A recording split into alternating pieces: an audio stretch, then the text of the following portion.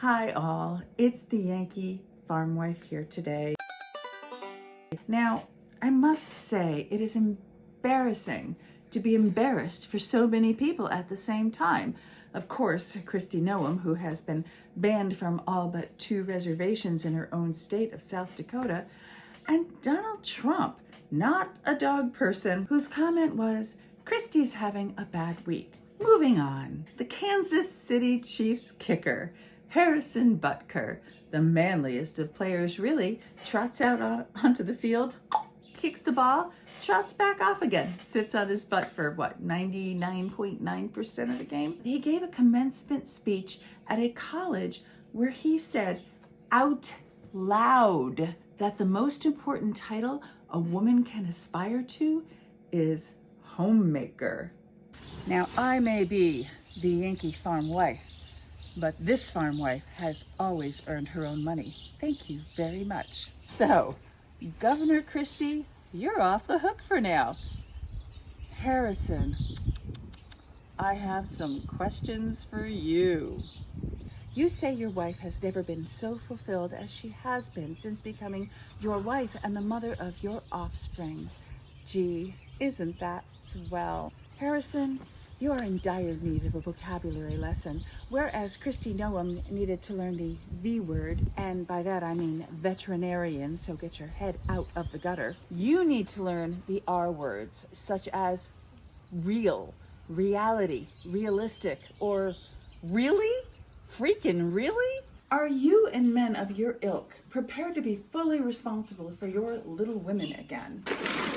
The average male salary in the year 2022 was less than $46,000, whereas a Gallup poll says that the average American family must make $85,000 a year just to exist. Your contract is for 20 mil. You can afford the macho dream world of 1973, when my mother had to beg my father to co-sign for a credit card, even though she had been working full-time for most of their married life. Head filled with girly fluff, she'd run the card up for certain, and he'd be responsible for it. These women at college graduation, they have student loans. If they abandon their aspirations, will their husbands pay aforementioned loans?